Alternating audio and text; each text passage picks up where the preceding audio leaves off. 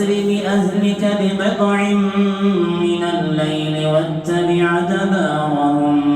واتبع دبارهم ولا يلتفت منكم أحد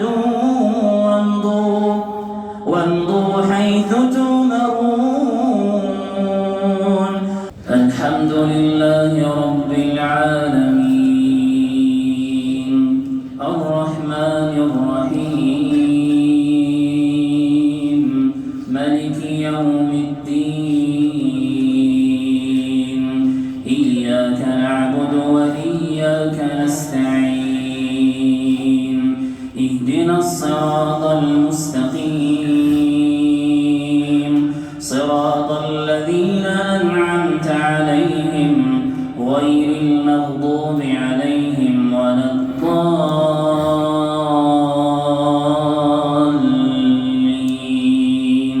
آمين. نبئ عبادي أني أنا الغفور الرحيم وأن عذابي هو العذاب الأليم. نبئ عبادي أني أنا الغفور الرحيم وأن عذابي هو العذاب الأليم.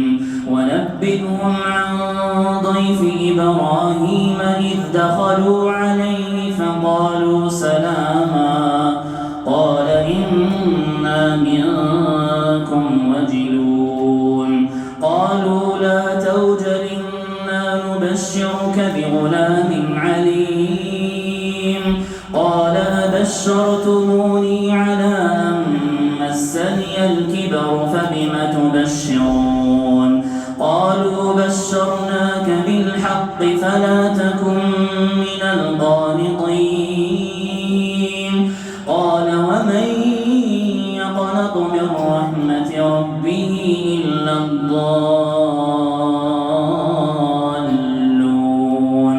قال فما خطبكم أيها المرسلون قالوا إنا أرسلنا إلى قوم مجرمين إلا آل لوط إنا لمنجوهم أجمعين إلا امرأته قدرنا إنها لمن الغابرين. فلما جاء آل لوط المرسلون قال إنكم قوم منكرون قالوا بل جئناك بما كانوا فيه يمترون وأتيناك بالحق وإنا لصادقون. فاسر بأهلك بقطع من الليل واتبع دبارهم ولا يلتفت منكم أحد وامضوا حيث تؤمرون. وقضينا إليه ذلك الأمر أن دابر هؤلاء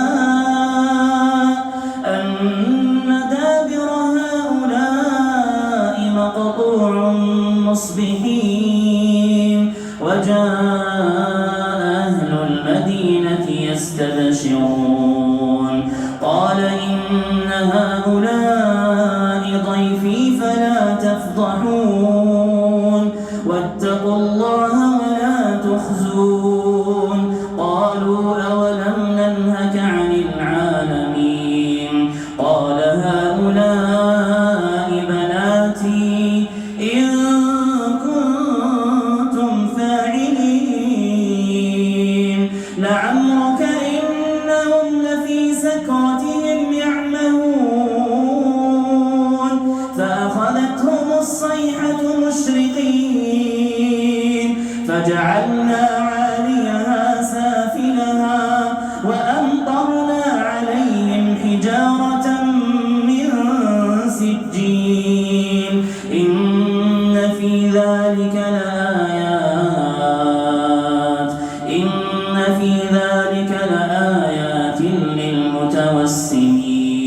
وإنها لبسبيل مقيم إن في ذلك لآية للمؤمنين وإن كان أصحاب الأيكة لظالمون فانتقمنا منهم وإنهما لبإمام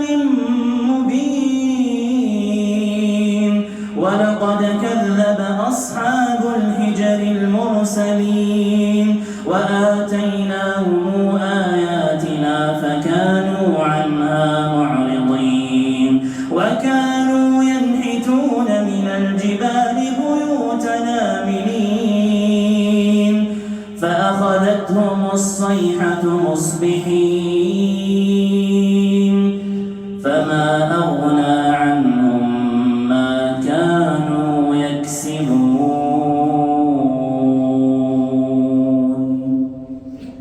الله